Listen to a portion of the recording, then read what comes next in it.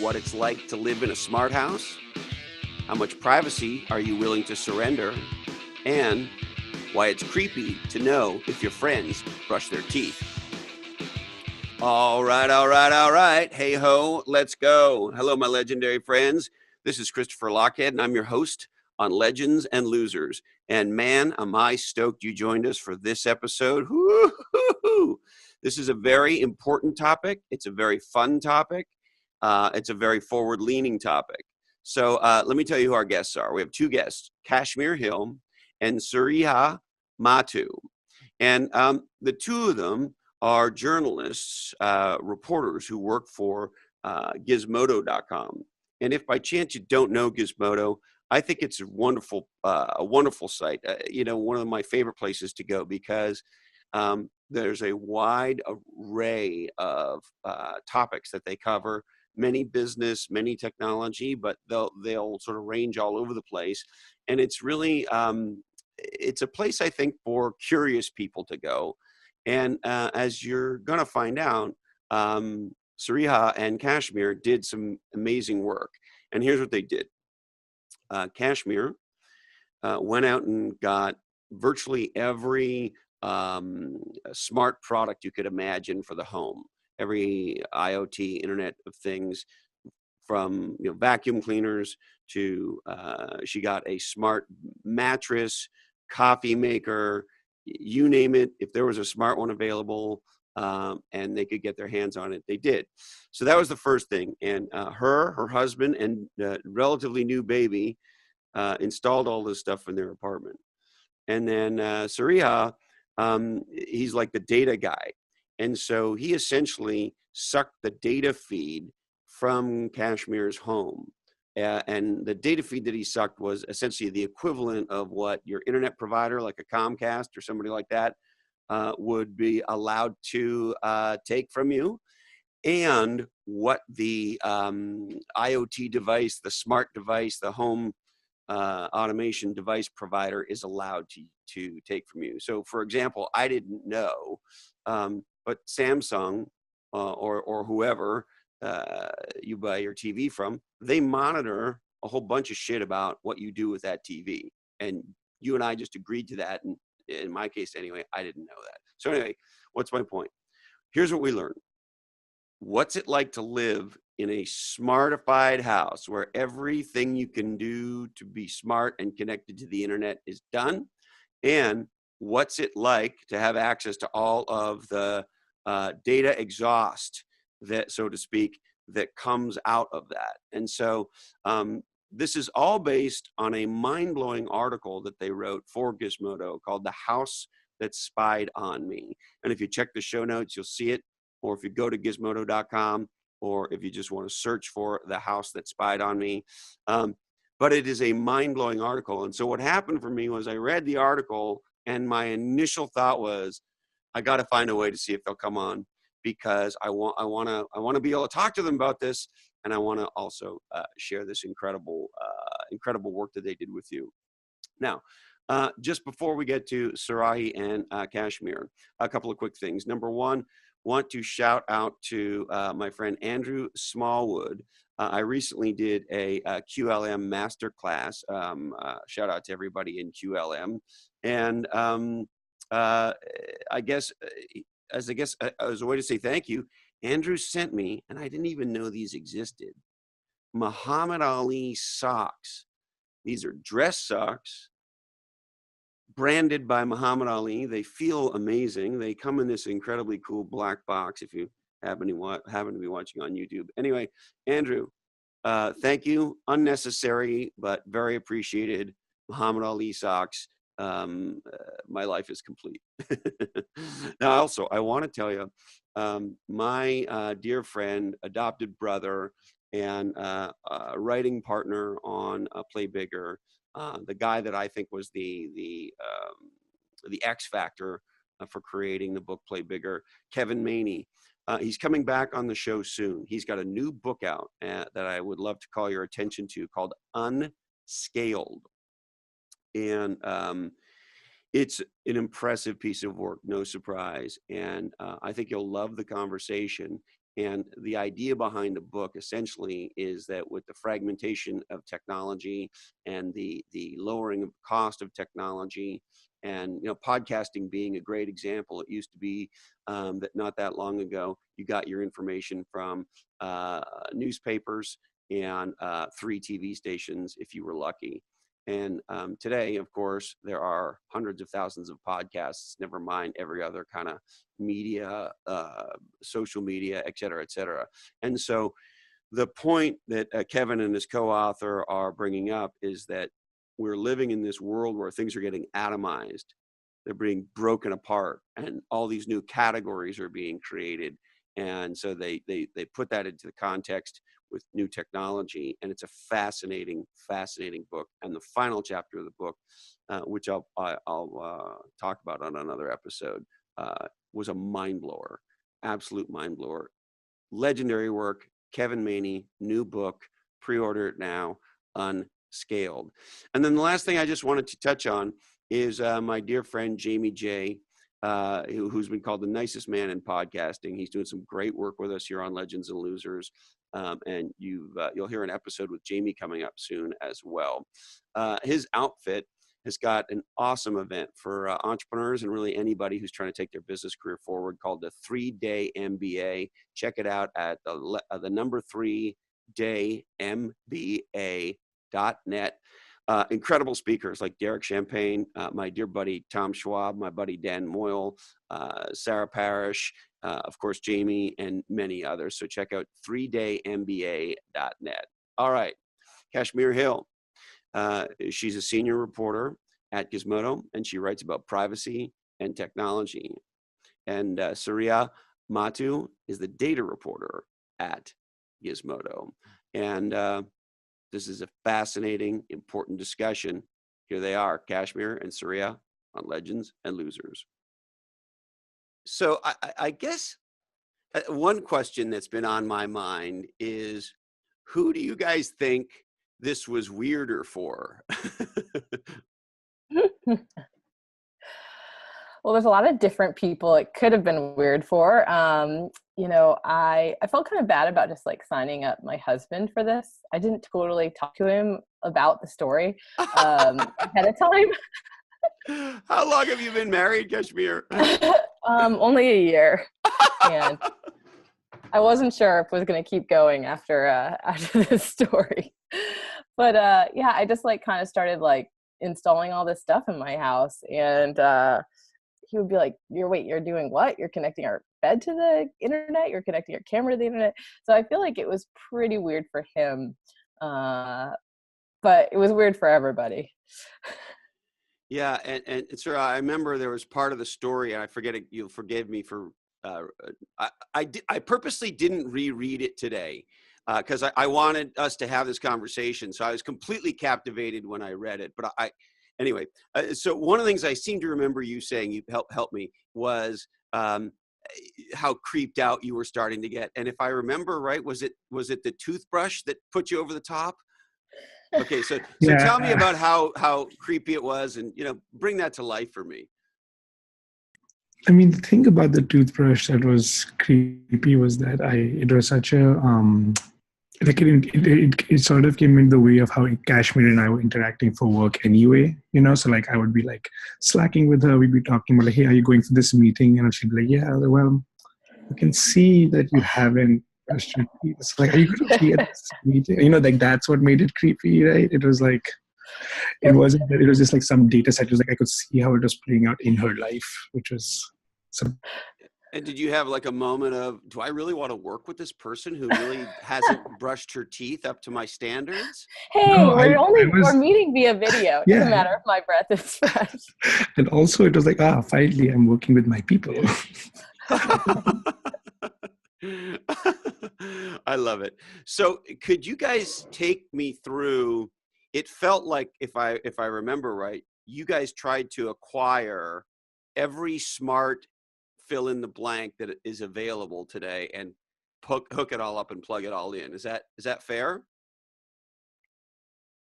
You wanted to smartify the house as at the leading edge, or how would you think about it? What we were really trying to get at was the diversity of products. I think we were trying to make sure that we had like different types of data streams that we were picking up through these smart devices. So it wasn't just the popular ones. We also wanted ones that weren't that popular, kind of get a difference between like what is a cheap smart device, what does that look like versus what is an expensive one, what's the American version, what's the Chinese version. So you want to get a sense of the different profiles of smart things.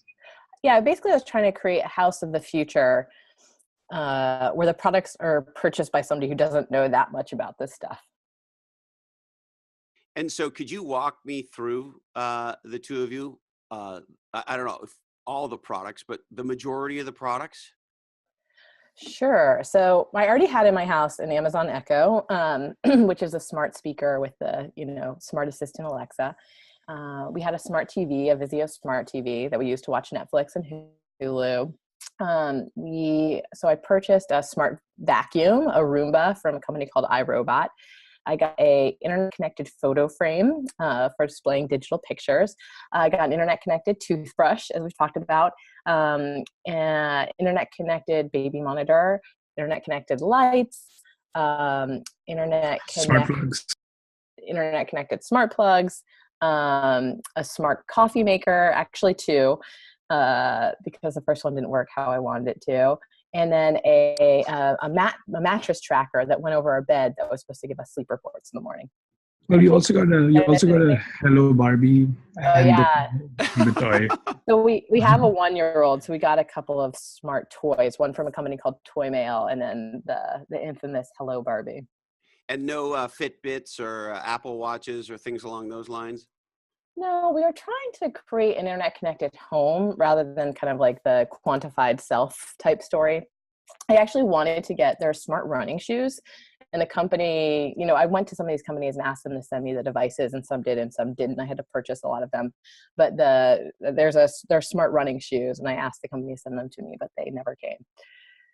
So the companies weren't sending you free stuff? Some did, but not that many actually. So iRobot, the vacuum. I asked them if they would send me a review unit, and they said, like, "What's the story about?" And I said, "Oh, it's about the privacy of the connected home." And they're like, "Yeah, I don't think we'll send you one." So I had to buy that product. So I guess, do you think it's safe to assume then that more of these companies felt that way than didn't? Yeah, I guess so. It was just hard to get in touch with them. That was only when we're explicitly, they were kind of like, I don't think we want to participate in this. With others, we just wanted to get the experiment going. So at a certain point, we just started buying things. Yeah. And I spent about $1,000, I think, on connecting my home. And so in the end, what was the total number of smart fill in the blanks that you had, Kashmir? Do you remember the final number or the roundabout number? Like over a dozen. Surya, do you know the exact number? Yeah, we had, I think, like 16 devices. We bought 820 devices, but I think we finally collected data from 16 devices. And there were some things that we couldn't do. Like I would have loved to have gotten a Nest thermostat, but I rent in an apartment building, and they weren't really open to rewiring, our heating system or letting me install smart locks in the door. So there's something we couldn't do that I would have liked to have done. And you didn't, if my memory's right, you didn't use like Nest security cameras or that kind of stuff either, right? We did have a security camera, but it was made by, excuse me, it was made by Withings, which is now owned by Nokia. And I originally had that in the living room, but my husband was not a fan of that and actually unplugged it when I was out of the country for a while. So I moved it into the nursery, and we just used it as a baby monitor. Also had air quality sensors, which is actually nice to have in the nursery. So your husband, walk-in closet. Not so much on the Truman Showing of his life, so to speak. He was not a huge fan. He hated the smart home. We both kind of did, really. Well, I want to get to that for sure. Now, Surya, if I remember, tell me if I'm remembering this right. It's Surya. Surya, I'm sorry, Surya. If I remember right, you were trying to collect data at the same level that either was it the companies themselves or a Comcast or some collection of both? Help me with the data you were collecting. Yeah, so the way we wanted to do the story was we were less sort of interested in the cybersecurity angle of this, like how can your devices be used in like a botnet DDoS attack or whatever. We were more interested in what does this look like on like a daily basis. We're just using this, so what does that actually look like and who can see what. So the way you should think about it, the way I was thinking about it at least when we were designing the experiment, was like I'm basically like the gatekeeper of the house. So like like you think of me as like the receptionist. So all the packages that were coming and going went through me. And I couldn't open them and see what was inside, but I could see who was bringing them and who was sending them and how often they were being sent. If you wrote a postcard, which is what the equivalent of an HTTP packet is, then I could see all the contents. But if it was encrypted HTTPS, then I couldn't see it. And we were more interested in like, what's the metadata? Which are the chattiest devices? Can we tell any patterns about the living situation within the house based on the ambient emissions from outside? So that was kind of the premise we were going with. We wanted to hack the devices. We just wanted to like be the receptionist in the smart home. And we were trying to, and one reason why we wanted to have this kind of network level view of the home was because we wanted to see what Comcast could see, because last year Congress revoked this privacy law that prohibited ISPs from kind of collecting and selling their customers' internet usage data. So this is information that could be sold about us. So we wanted to kind of see what Comcast could see and sell. And so you were trying to mimic that as closely as possible and not go over their line. Just have what Comcast has.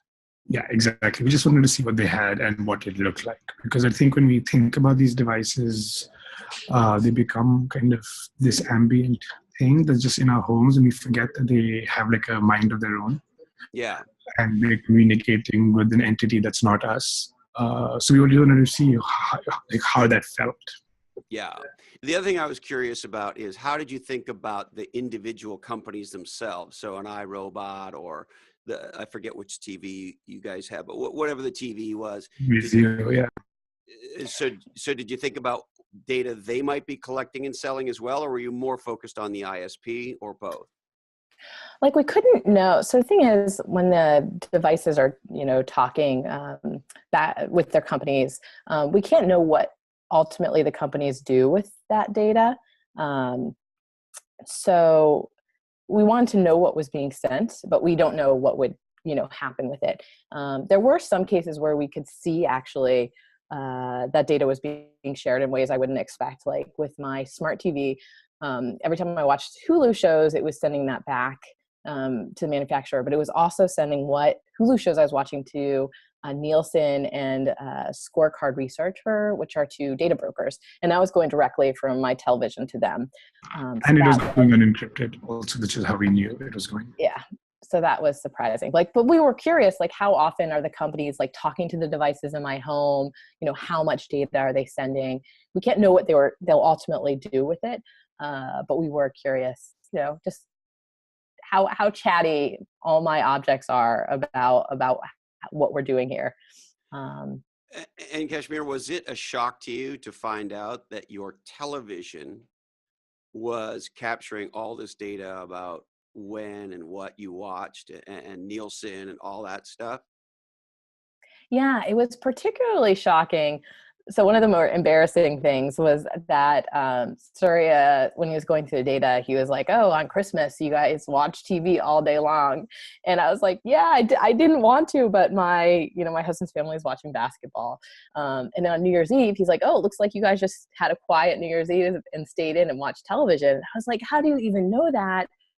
Because we were watching a DVD. There was no internet involved. So it was very surprising to me that even when you're using these objects in a way that does not require internet connectivity, they're still sending the data back. Yeah, go ahead, Surya. And I think the thing about that was most surprising and interesting to us as we've been kind of reflecting on it is when we started the story, a lot of our concerns and kind of focus was on privacy and thinking about what can we figure out about the Hill household from the emissions from these smart devices. And I think where we kind of concluded at the end of this is there's like a distinct, like the privacy is important, but it's not important because it necessarily has the most representative picture of you. Like there was a lot of stuff that I collected that wasn't accurate, or like I tried a bunch. Like these are the ones that we got that I could infer what Cash was doing, but often I couldn't, or I'd make a wrong inference. But regardless of whatever my inference was, the fact was this data was being generated and could be sold forward to people who wanted to use it for a variety of reasons. So there is actually like an exploitative feature in this that you don't really think about it. You see the smart home at the network level. You just think of them as like, these devices that are there to help us make our life more convenient. But I think what really was interesting in the story was Cash went to the logical conclusion of making a home as smart as she could. Turns out that's really annoying.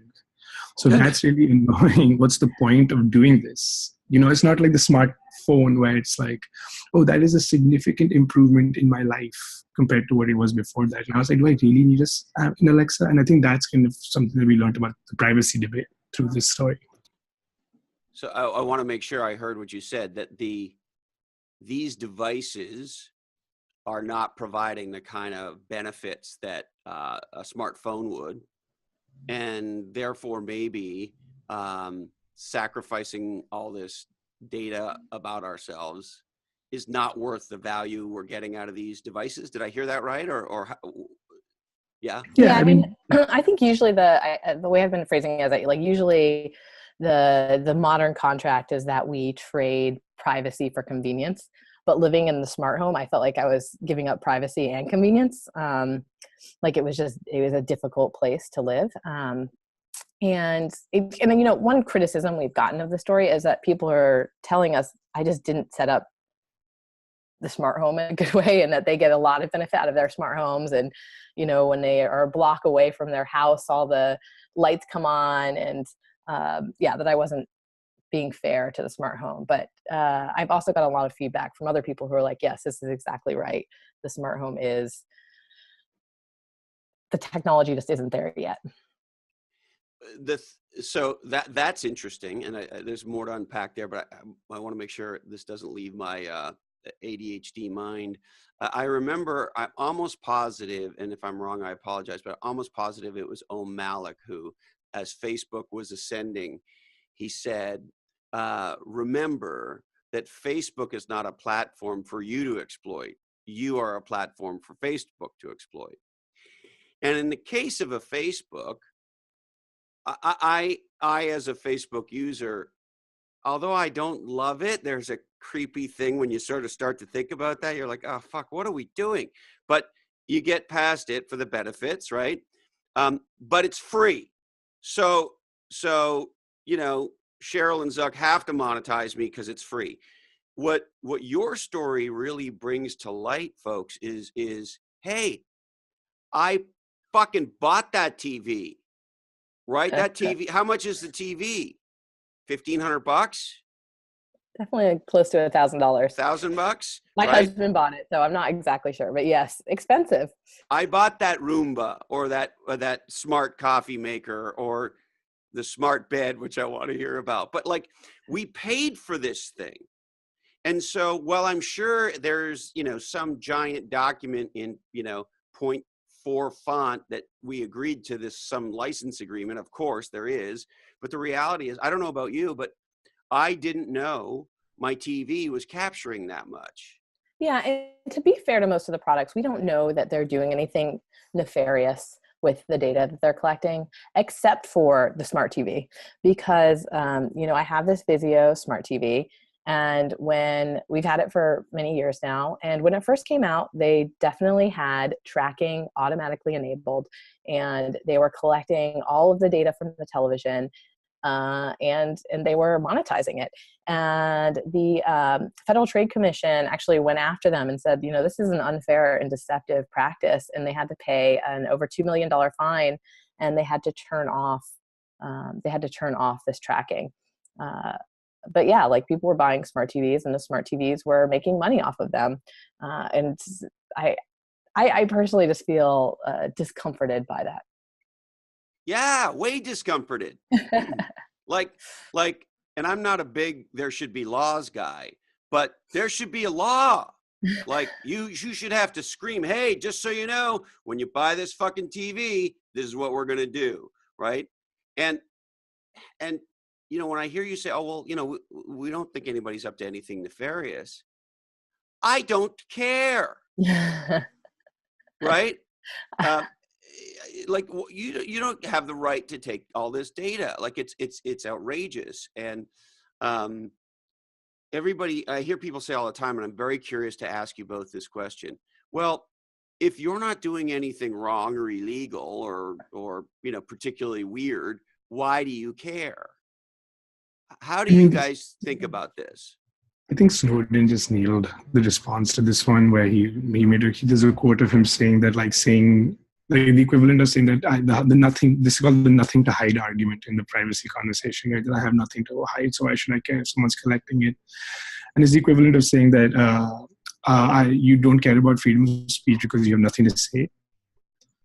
And I think it's one of those, and I think that's one of the things that for us got revealed while working on this story, was we've been thinking about privacy as a civil liberties issue, where it's like I need to care about my individual data as an individual because it reveals so much about me, but we have to really think of it as a collective resource that others are being able to monetize and exploit. And as we are seeing the way the debates are going on around technology companies, be it Uber, Facebook, whatever, you pick your Juicero, like you pick your beast.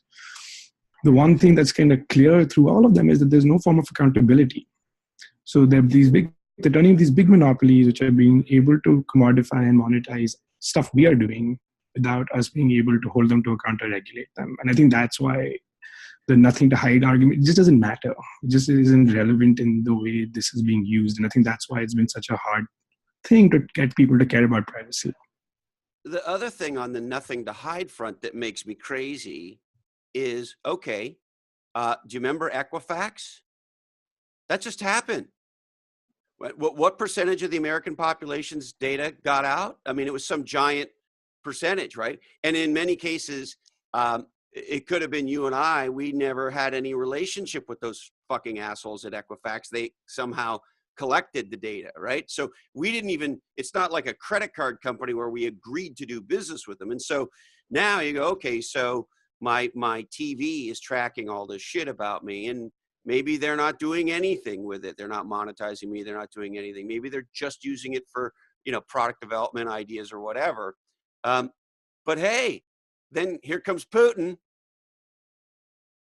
Yeah, I think there's a certain philosophical divide in the U.S. and more broadly, but like, should we have a right to privacy? Should people have the right to kind of track us in non-obvious ways, collect that data, profile us, and then sell it? And some people are like, yeah, it's fine. And other people aren't. But yeah, the TV show, like how much you watch TV or the TV shows you watch could be very valuable information for people doing behavioral modeling of you. How healthy you are, what your interests are, like that's valuable information. And maybe you're fine with people collecting that and then, it affecting what ads you see or what offers you get. But maybe you're not. And I think one thing I've heard is that this is really innocuous data. Like, who cares how often you brush your teeth, or who cares, when you vacuum? But we found that after we published this story, there's actually a dental insurance company that offers a smart toothbrush, and you get a discount on your dental insurance if it shows that you're brushing very often. iRobot, the company that sold me my vacuum, has said that the maps of people's homes that the vacuums make could be really valuable, and that they could maybe one day share those with other companies in the smart home space like Google and Amazon and Apple. And so like just this data that you wouldn't think could have value or could be used, for or against you in some way, it can. Like, all data is valuable to someone. And I think the key thing here is what you just said, Cash. And I think this is where the privacy thing again becomes important. Is like, it's better to think of like data broking companies, like insurance companies, where they are trying to like minimize risk and maximize profit. So like in that context, the more data they have on you, the more structures they can set up for like rewarding you or incentivizing you to do something. And then actually what that really means is that they get to penalize you when you don't do something because you've signed up to some sort of surveillance. Right. So with the Fitbit being used for insurance, you can do this. They do this all the time. Where it's like, hey, if you walk 10,000 steps this month, you'll get a discount on your insurance premium. But where it's like, oh, that's really interesting. You've basically reduced the concept of healthiness to something that a Fitbit can monitor, which is basically acceleration. And I think that's one of the like broader parts of this conversation. Yeah, and you can imagine a day, this may sound crazy, but like you can imagine a day where there's some kind of chip inside you that is monitoring what we eat and how much we exercise and so forth and so on, such that we get a discount on our healthcare insurance, right? And all sorts of other things like that based on if there's some kind of digital surveillance carrot and stick thing that we have signed up for. Typically who it tends to affect the most are the poor, right? Like they're the ones who actually get affected by like you can think of it as like the EBT cards and how data from the EBT cards is being used to show that, oh, these people are actually buying like alcohol, or they're using data as a way to say that this is a bad social service that's being provided and the taxpayers' dollars are being used for. But the reason they can do that is because the maximum amount of data tends to be collected for the poorest people. So hence you can penalize them the hardest. And so, I've been waiting for you to write this article pretty much since I was a teenager and read 1984. Like I've been wondering how this is going to play out ever since then. Like, was it going to play out? And here's the genius of all this shit. The genius of all this shit is, here comes the conspiracy theory. You ready? Is the government didn't make us do any of it. We did it to ourselves.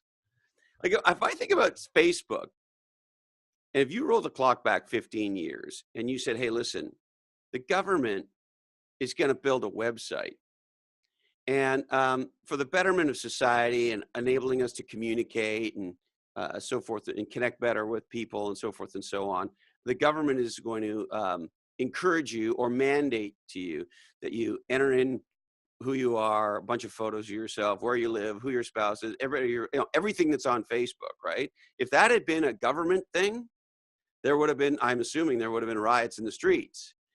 And yet here we all are, doing all this stuff. And, my favorite example of this is I have a buddy who's in law enforcement, and he's in like, I don't know what the real name of his outfit is, but he's in the like, we get the bad assholes team, right? So when the detectives figure out that like I'm the serial killer, my buddy, I shouldn't say his name, my buddy and his team figure out how to take you down, right? Take me down. And you know how they track these idiots? On Facebook. They set up Facebook pages of like a sexy girl, because these, gangsters and criminals and other people of low IQs and bad career choices. And they set up Facebook pages as like masquerading as pretty ladies. And they just track these idiots and they like take pictures of themselves with their guns and all this dumbass shit. And ba-boom, they get them. And so I guess this is all a question of here's my question. How should we think about this? Is this a question of how much to get to your smartphone versus smart house thoughts? How much of our data are we willing to surrender? How much of our lives are we willing to surrender to get some kind of benefit? And then where's a line? Is that how you guys think about it, or how do you guys think about it? I mean, I think for a lot of people, they don't think about it at all, right? Like there's just some new product available and it says, you can connect your coffee maker to the internet and then you can wake up in the morning and have coffee made. I don't know how many people are thinking about the privacy trade-off. Certainly explicitly with Facebook, just because I think we've all experienced the goal of Facebook. Like we've all had some kind of privacy disaster happen there. And so I think people understand the privacy risk and cost of Facebook. But when it comes to, smart products, I do think this is a future that people are still adjusting to. And they don't know. I don't think most people even realize that their television is smart. Like they know they can watch Netflix on it, but they don't realize that being able to watch Netflix on it means that it's sending data back. So they're not even making that decision in an informed way. I mean, for me, just to add to that, sorry, but just for me, the way I think about it is that is like, so it's what Cash just said, and then one step further than that is that they shouldn't. To me, this is actually like a failure of regulation and the law more than it is to do with making people feel bad about how much data they leak. Because to be honest, like you shouldn't have to care. The reality is there are enough smart people who know this stuff well enough that we can tell you what the harm and the problems are. The problem is there's no way to hold these companies accountable. So back to like why this story I think has even captured some people's imagination is because we really have never seen what the data looks like, even at this like kind of crude level in the public discourse, because it's always kind of hidden as like, like technical details that no one can understand, or like trade secrets that if they came out is too valuable. And like, I mean, if you think about like the pharmaceutical industry, right, they have really strong regulation and we don't know what the white pills we're taking actually are, but we trust that it's going through some sort of like system that I feel safe putting it in my body. So for me, like that's the thing, that's like the fallacy in the surveillance conversation is we're comfortable like putting random white pills in our body and think that we can trust that. Why can't we figure out a way to be able to trust these smart devices that are within our home? So do you think we need an FDA to regulate privacy? I mean, I think we have it. I think it's the FTC is playing that role at the moment, but I think the way the legal system is structured around tech companies is they don't set precedents. Nothing happens in the law. Like when a terms of service violation happens, what the FTC can do usually is sue them and then get them to settle. Now, when you're getting a company that's making billions of dollars a year to settle for $30 million, it's like nothing. So like the kind of trade-off of what they would, I mean, you can even like the simplest way to think from that I think about it is like the the Senate hearings around all this Russia stuff, right? They all went, all the companies were called, the Senate was sitting there screaming at them, but they didn't have to give up any data. They still haven't given up any data. So like if you can get away with not giving access to data when there's reasonable doubt around Russia hacking the US elections and you still don't have to give your data, that for me should be the real red flag in this conversation. Yeah, it is kind of shocking to think that Facebook and Twitter haven't been forced to give up any data yet. Right? Exactly. And like Mark Zuckerberg and Jack didn't even come for the hearings. They sent their lawyers. It's amazing. Now, you used the word emissions earlier, did you not? So tell me how you think about emissions coming out of these smart products. I mean, I think the reason we say emissions, or we've been thinking about it as emissions, is because it's not that they're not only communicating when we are interacting with them. So as you kind of discovered through this story, the Echo like phones home, Cash's Amazon Echo phones home like every 3 minutes, and this is this constant like checking in to see with the servers, is there something we don't know exactly what they're saying, but they're checking in all the time. So it's this weird thing where it's like, this house is alive, and it's actually there are patterns that we can see within these wires about what's happening within them. So it feels like emissions. It feels like the detritus of these smart devices that we're kind of picking up. Fascinating. Now, Kashmir, out of the products, the 16 or so products, how many of them are still in your home? So I still have I actually love the vacuum. Why do you love it? Well, I before the smart home came into creation, I was the primary person who vacuumed our house.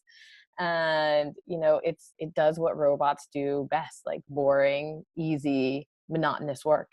And so I can just turn it on and it's taken care of. I mean, it does. The one annoying thing about having a smart home is that once the devices are all connected to the internet, it means that they can talk to you. And so they're always like sending notifications to my phone. And so the robot vacuum is the worst. It's always saying, change the filter, the bin is full, your Roomba is stuck, go rescue it. But it does definitely reduce, some work that I have to do.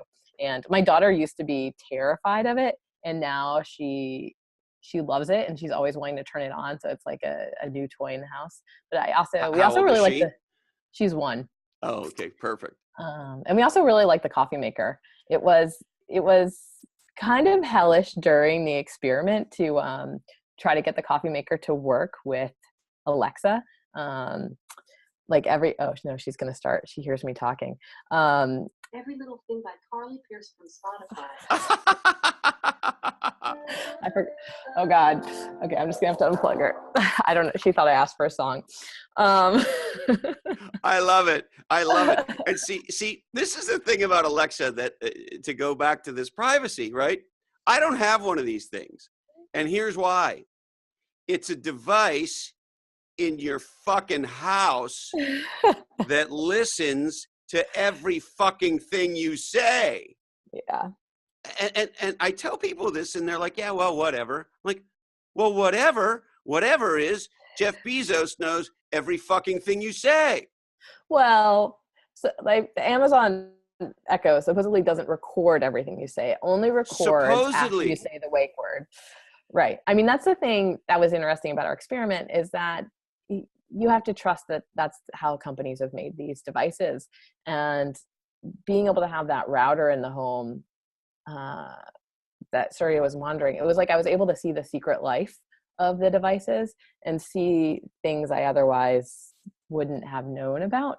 And so it was a surprise to me, the Amazon Echo. I just assumed because it only wakes up when you say the word Alexa, that the Amazon Echo would only connect to the internet when I would say the word Alexa. But in fact, the Echo was pinging, Amazon servers every 3 minutes. And that was definitely a big surprise to me.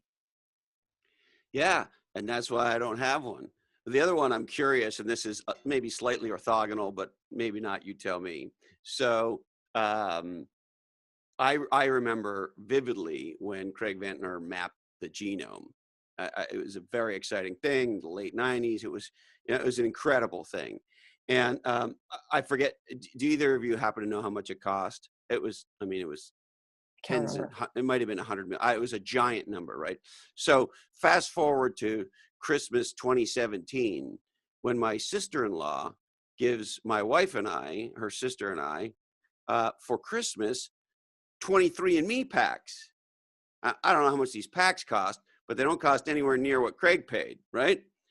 and of course, the only way this works is if they can compare your DNA. And to compare your DNA, they got to be able to do whatever the fuck they want with your DNA, right?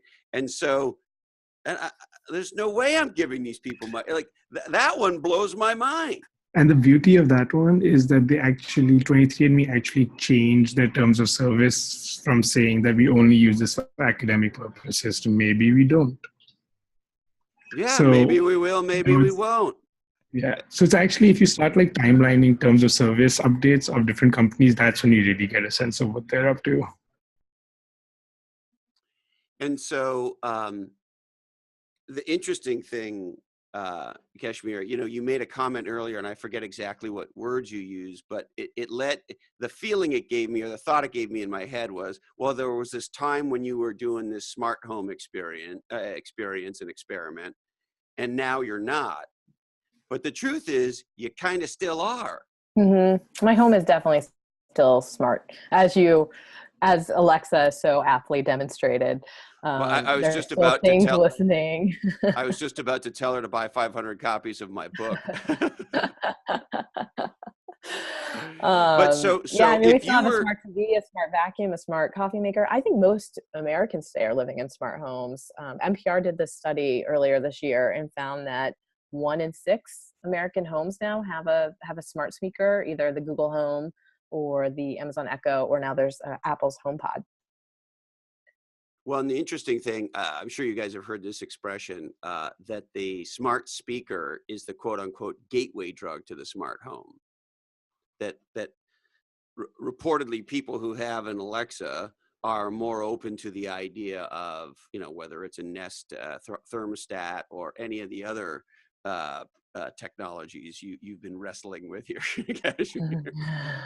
But I guess here's where I'm going, which is if you were creeped out knowing that your friend and colleague and partner, and I'm assuming somebody you respect because you did this great work together and so forth, if you were freaked out or creeped out about, he seems like a wonderful man to me, having this data, like how creeped out are you that like all these people know all this shit about you at all these companies? Yeah, I mean, it's uncomfortable to think about where the data goes. And it's just, our homes have always been this kind of sacred private space where you can relax and you can be yourself.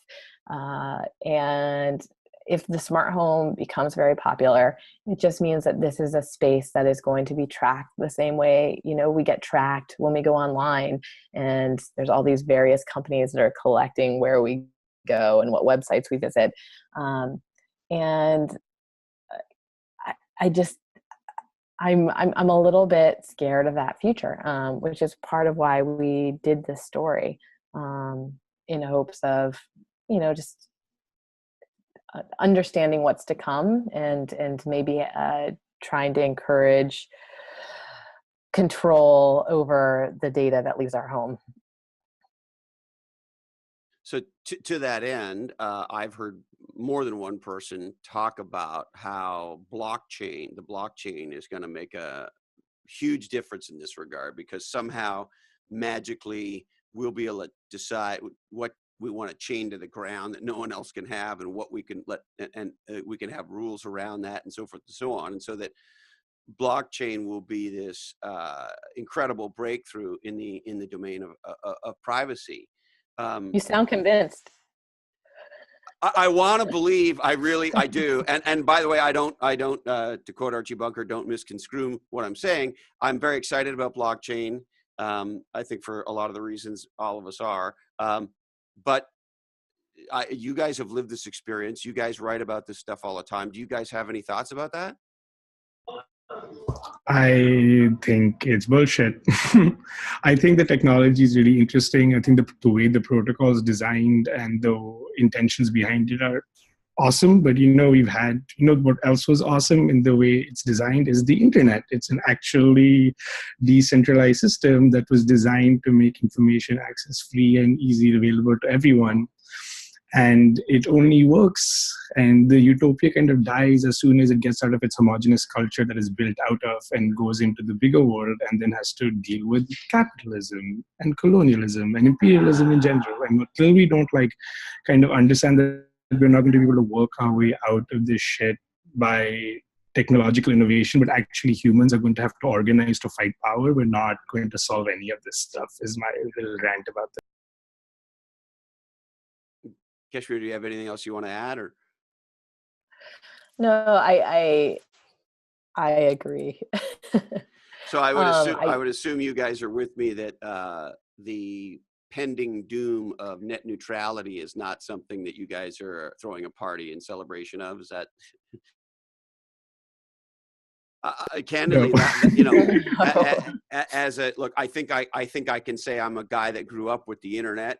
I started my life and career before there was certainly a commercialized internet, and I had a CompuServe number that was a long ass number that turned into an email with an @ sign with that long ass number. But anyway, so I've been hanging out in the show for a long time, and if you had said to me, in the 90s, in the late 90s, when the party was on, that there would ever be, to your point, Surya, that back then there was this somewhat egalitarian, I don't know what utopian belief about equality and distribution of power and access to information and ability to express yourself and all that good shit, right?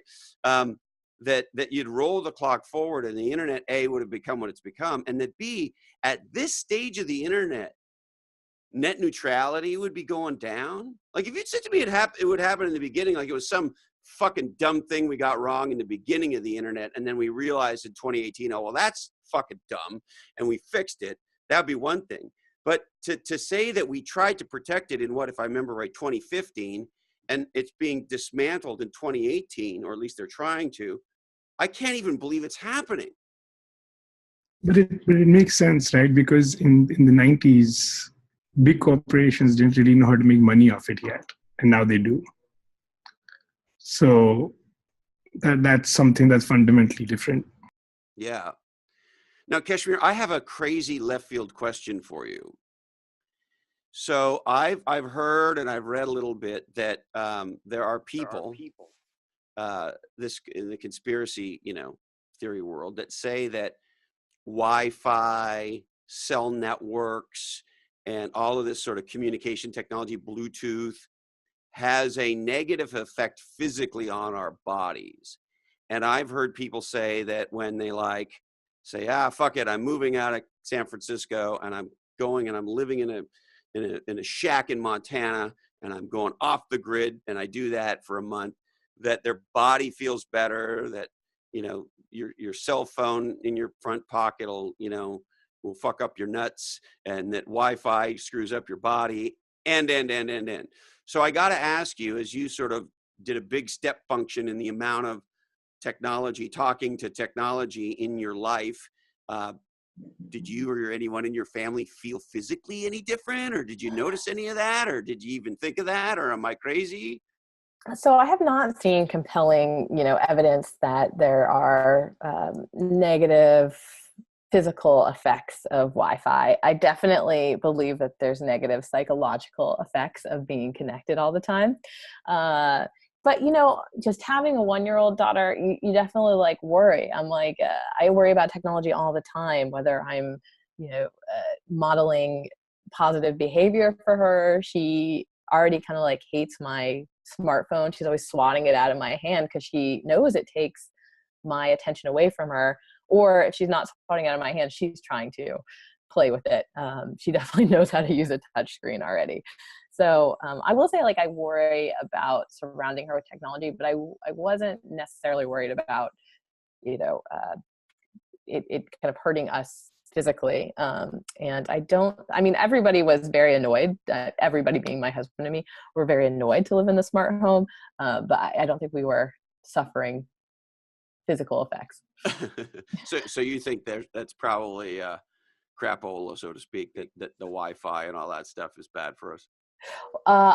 It's definitely not what we are trying to measure with this experiment. Yeah, well, that part I knew. I was just wondering if, I don't know, did your pee turn purple, or did anything particularly weird happen, or I don't know, something. Nothing. No. Now, can we talk about your marriage? How's your marriage doing now? I think everybody is happier that the experiment is over. Yeah, the worst part for us was every morning we would wake up and we would ask Alexa to make us coffee. And she just didn't communicate very well with the coffee maker, which was made by a different company and whose Wi-Fi connectivity was supplied by a third company. So there were a lot of players involved. And so every morning we'd be like, Alexa, brew us coffee. And she'd say, I don't understand. And I'd say, ask Be More, the coffee maker, to make us coffee. And it'd be like, Be More, a passion for coffee. How can I help you? And my husband was going insane. And he'd say, please just let me walk to the kitchen and push the button on the coffee machine. I'd be like, no, we have to do it the smart way for the experiment. And yeah, we made it through. I'm happy to report, but there were some harrowing moments. Did he at any time pick up a device and smash it, or was there any abuse or violence towards devices? No violence, but I had to go to Europe for a week during the course of this experiment. And when I landed at my layover in Toronto, I went to check our little internet connected camera, and it was offline. So I texted him and I was like, oh, the camera doesn't seem to be working. And he said, oh yeah, I unplugged it this morning. It was staring at me while I made coffee and I didn't like it. And I was like, can you please plug it back in? He's like, yeah, sure. And it didn't get plugged back in until I got back. I would have been mooning it and shit. Like I would try to irritate it in ways or something. But, well, guys, this has been an incredible discussion. Is there anything else? I mean, I'll talk to you about this for another hour, but I want to be respectful of your time. But what else am I missing? What else do you want to bring to life about any part of this experience?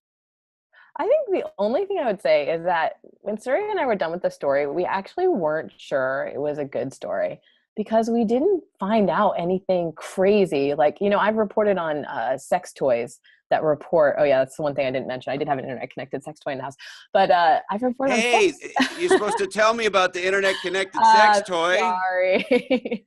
And Surya, like, I want to know, like, what kind of alert do you get when Kashmir sex toys going off? Come on, you've been holding back on me, guys. That data went straight to her. I didn't see that. No, being aware that there was someone watching the house, I didn't use some of these devices as I might have otherwise. But, I reported on an internet connected sex toy that was reporting all of its usage data back to the company that made it without telling users explicitly, because they wanted to use it for market research. So we thought we'd find something like that, like just something really, really crazy happening with one of my devices. But what we found was kind of normal. Like the device is phoned home regularly. They send kind of the data you'd expect with the exception of the TV. So we thought like people wouldn't really care about the story, but it has really resonated with readers, and it made us it was one of those times where we realized, oh, maybe we're living in the future a bit and we already know about these things and other people just hadn't thought about, the extent to which getting internet connected devices means that you're monitored.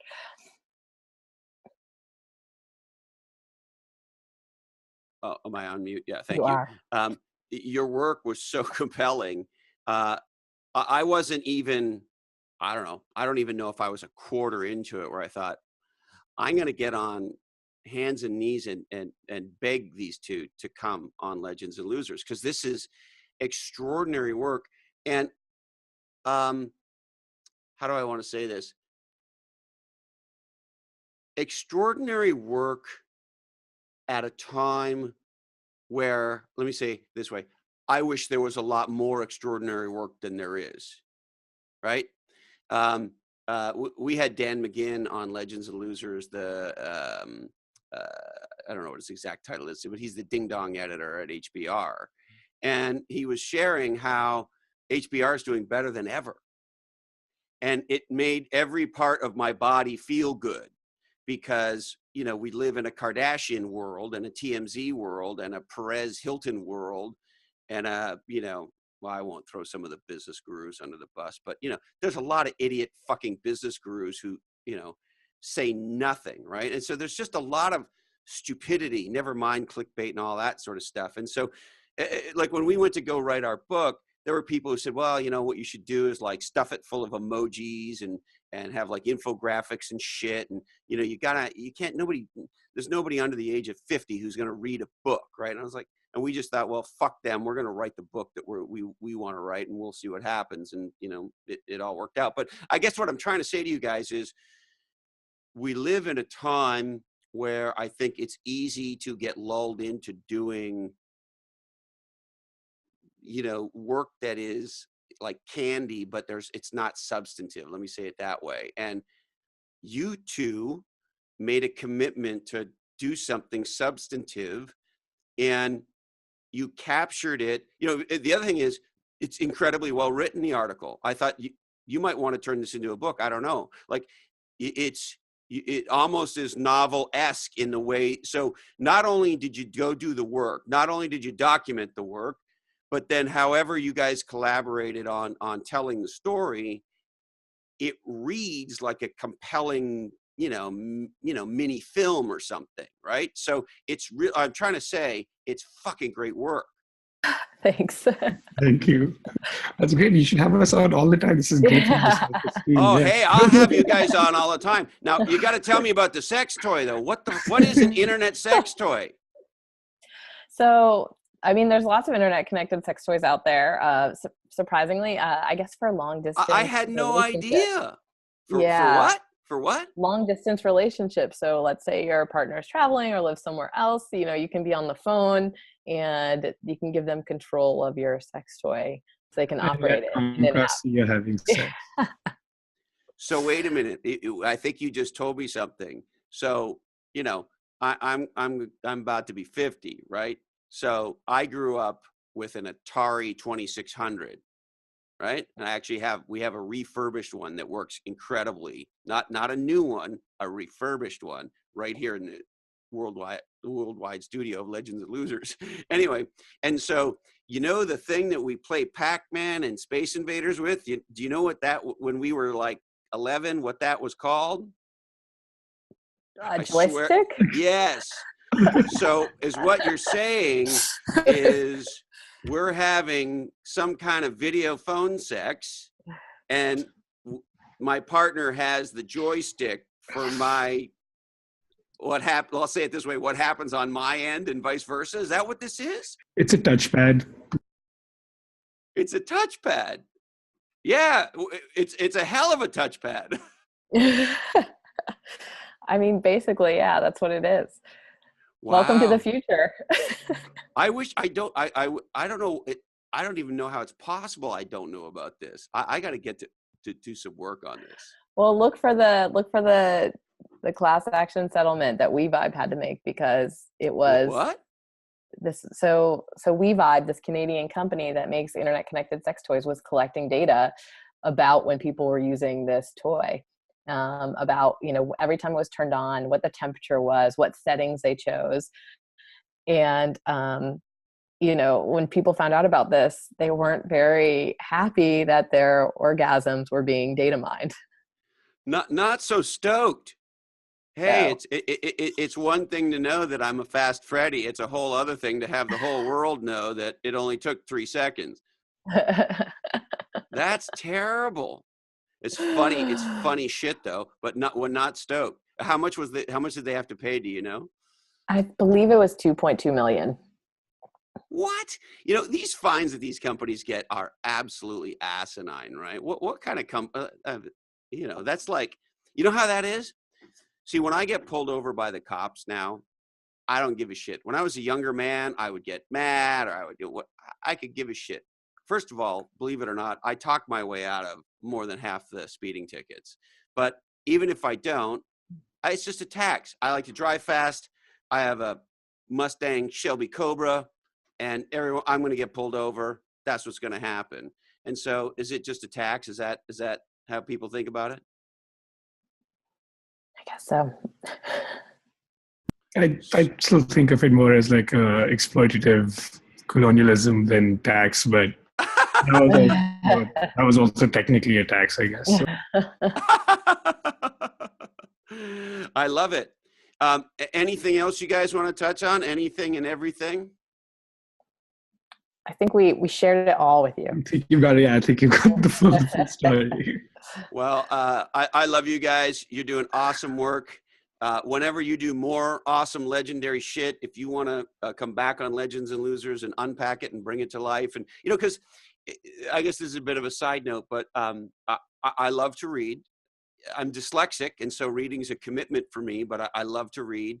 I'm reading now more than ever doing Legends and Losers because I read the books of the authors that we have on and so forth. And so I also had this experience when I read your amazing article of this is amazing. And I didn't just want to have you on our show. I wanted to be the listener of you guys talking about it. So what you did was so interesting that it needed to have multiple executions. You know what I'm saying? That this content needed to be expressed as a conversation. It just had to come out. Yes. We're doing a TED Talk about it too in April, actually. Yes, exactly. That's exactly what you should be doing. And it'll be viewed a bazillion times, and I will share it, and we will share it, and we'll put that shit in our community and all that. Yes, I'm very stoked to hear that. Exactly. It absolutely. And listen, I think you guys should maybe do a bit of a podcast tour as well. There's I don't know, go do another 10 podcasts. This is great work, and it really is worth sharing. And it's a dialogue that we all have to have with each other, because all kidding aside about whatever the funny parts are, I think we all have to decide as people in our world, sharing our world together, how do we want our world to be? And Surya, you've made it very, very clear in your comments that this could go in a very spooky direction. And Kashmir, your comments around, most people don't even think about it or talk about it, right? This is a conversation I believe we as a society need to have, and maybe we do need an EPA for this. Maybe the FTC is not enough, and I don't know. And I'm not a regulation guy, but we need to have a conversation and form the kind of world that we want to have, because the reality is a lot of our life is lived digitally. Well, thank you very much, guys. I couldn't appreciate you more. I bow. Namaste. Namaste. May you have good chakras. May your prana always be strong. And most importantly, stay legendary. Thanks for having us on. Thank you. Thank you. Okay. Bye. Bye. There it is. An incredible discussion, a fun discussion. Very, very illuminating. I'm so happy that reporters like this still exist in our world and are doing very thoughtful things along this line. And the other thing I can't help but underscore is they weren't sure they had done anything of value. They didn't know. They pursued this interest, but they didn't know if anybody would think anything of it, but it was something they wanted to pursue, and then they put it into the world, and bam, and hopefully we'll see a TED Talk soon, and who knows what else could come. So fascinating work. So if you love this episode as much as I clearly do, why not share it on social media right now? And I'd also invite you to check us out at legendsandlosers.com. We have a new website. It's gorgeous, and a new episode selector, and you can subscribe to our email list so you never miss any of the hilarity. Legendsandlosers.com. All right. We would like to thank Gizmodo.com, a completely different, awesome website for curious people. The Marketing Disenchanted podcast with our friend and guest, Timoteo Oshanubi. HarperCollins Instant Classic Play Bigger, How Pirates, Dreamers, and Innovators Create and Dominate Markets. Why not pick up a couple hundred copies today? Equity Directory, the network connecting startups to the talent and resources they need. If you are in the startup ecosystem, you want to be on equitydirectory.com. Our good friends at NetSuite, #1 in cloud ERP. If you are on the executive team, or you're the owner or founder or CEO of a growing company, and you want a platform to scale your business, check out netsuite.com. OneLifeFullyLive.org. Dream, plan, and live your best life. We are a nonprofit helping you really go for it. So check us out, OneLifeFullyLive.org. The amazing book from our friend and multi-time guest, Dushka Zapata, Your Seat Cushion is a Flotation Device. Pick it up today. It's great. Dushka will make you happy. Our good friends at Verve Coffee Roasters in Santa Cruz, Los Angeles, San Francisco, Tokyo, and always at vervecoffee.com. PursuingResults.com. They produce legendary podcasts. If you want to do a podcast, but you don't want to do the work, at least the technical work, they'll get it done for you. Check it out, PursuingResults.com. And our good friends at Interview Valet, podcast interview marketing. If you're a thought leader, get your leading thoughts on some podcasts today. All right. We'd like to remind you that this oddcast is a sole property of the Legends and Losers Oddcast Network, and we would love you just a little bit extra if you shared the shit out of it. All rights do remain disturbed.